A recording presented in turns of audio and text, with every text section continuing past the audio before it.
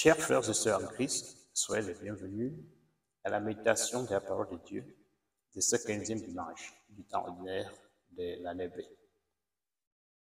Le thème de ce 15e dimanche est la mission et le prophète.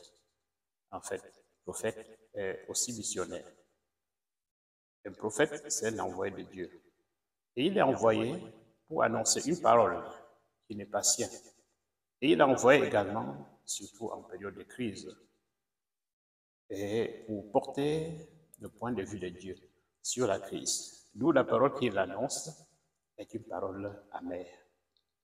Et des fois, les gens peuvent le confondre. Au lieu d'écouter le message, ils pensent que c'est son propre message, soit pour s'enorgueillir, pour se faire nom, ou bien pour nuire aux autres.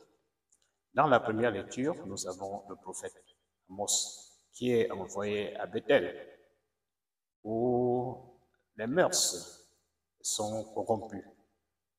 Il y a l'idolâtrie qui bat son plein là, avec ses conséquences. Les pauvres sont exploités.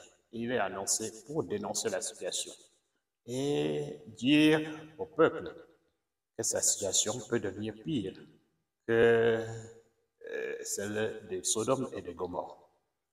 Mais là, le prêtre Amasias ne veut pas de sa présence. Il lui dit, descends plutôt chez toi au sud pour annoncer, tu ne peux pas gagner ta vie ici. Et c'est là que le prophète s'en défend. Non, moi, je n'étais pas prophète. Même fils de prophète.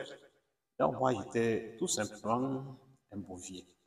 Et je taillais les sycomores lorsque le Seigneur m'a appelé pour annoncer ce message qui est salutaire pour votre peuple. Alors, si nous écoutons la parole du Seigneur, qui nous invite à la conversion, ne faisons pas confusion entre le messager et la parole. Convertissons-nous. Dans l'Évangile, le Christ appelle les 12 apôtres et il veut créer l'Église. Et l'Église, c'est le nouvel Israël, fondé comme l'ancien Israël sur 12 colonnes. Les 12 colonnes de l'ancien Israël, c'était les fils de Jacob. Mais les 12 sont les apôtres. Donc, il voudrait fonder cette nation, non sur les liens de sang, mais de foi. Et il les choisit et il les envoie. Reproduire la même chose que lui, à savoir annoncer la bonne nouvelle et accompagner cela par les actes, la guérison et repousser le mal. Et il les envoie avec des recommandations. La première ligne de clinique, aller en toute pauvreté.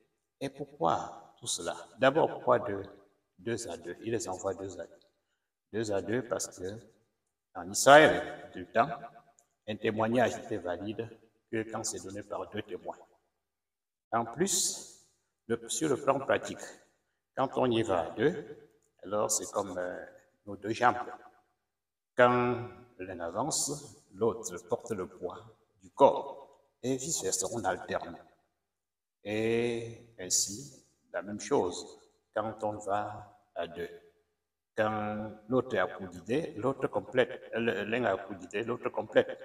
Mais aussi, éclosiologiquement, l'Église veut dire communauté. Donc, on n'est pas fait pour faire chemin seul. Et on va toujours ensemble. Et il les envoie avec le message.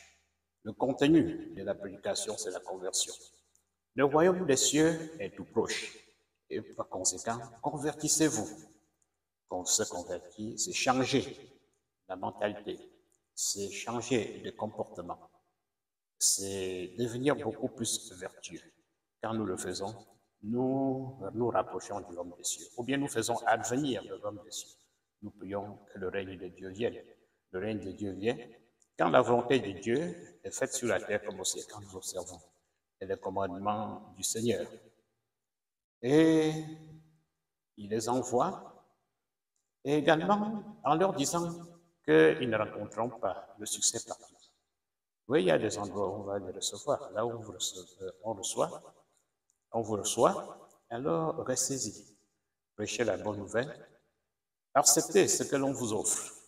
Mais là où on ne vous reçoit pas, ne faites pas de confrontation. Quittez-la.